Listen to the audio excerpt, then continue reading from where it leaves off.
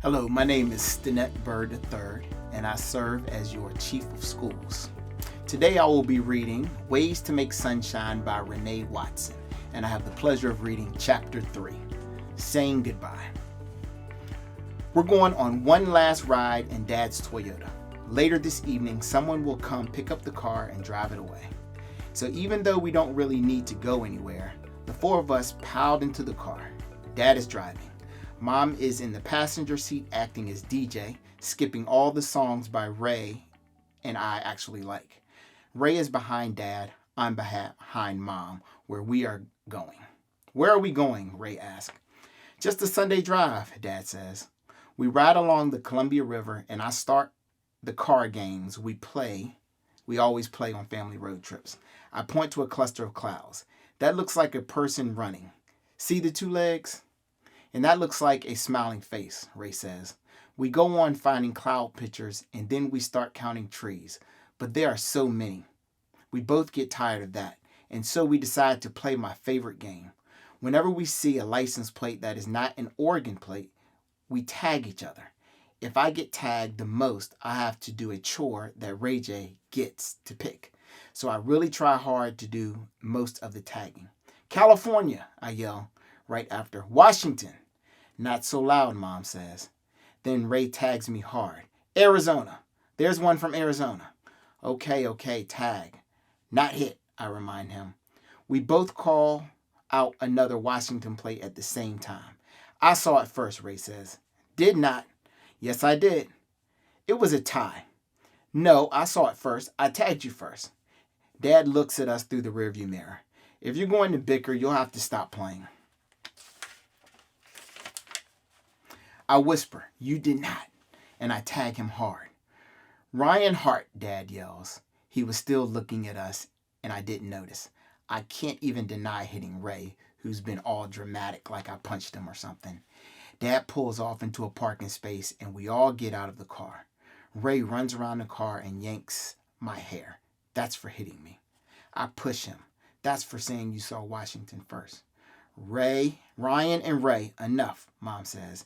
And I don't know why she called my name first. Ray started it. We stand looking out at the river. Mom pulls out binoculars from her tote bag. Ryan, I see your looms and gerbs. She calls them mine because driving birds are my favorite to watch. She hands me the binoculars. I see the birds resting in the water, their red necks glowing like fire flames. Ray snatches the binoculars from me. Look, a bald eagle. A bald eagle. Everyone is so fascinated with seeing the bald eagle, no one realizes Ray took the binoculars from me.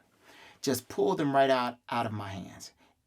Am I about to say something when Ray J passes the binoculars back to me and says, sorry, but isn't this so cool? Look. I look through the magnified lenses and seeing that Ray is right. It is cool. And even though we've seen bald eagles before, it's always a magical thing to see them in the sky, dancing in the wind. I stand on one of the big rocks trying to get even closer to the clouds, and Ray holds me up. Be careful, he says. You might fall, even though I'm not wavering at all.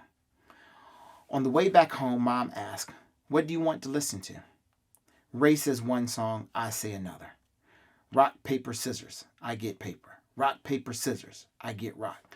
Rock, paper, scissors, I get rock. Even though I win, I choose the song Ray wants to listen to. I just wanted to be the one to decide. We ride home listening to one of our favorite songs, singing along, even doing all the extra ad-libs. When we get home, Dad parks the car on the street, not in the driveway like he usually does. Everyone gets out except me. For some reason, I just want to sit here.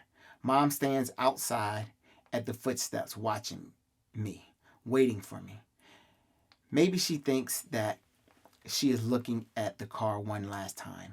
Maybe she's still remembering all the road trips to Seaside Beach or riding around and around the parking lot at the zoo because no matter what time we go, there's never a place to park.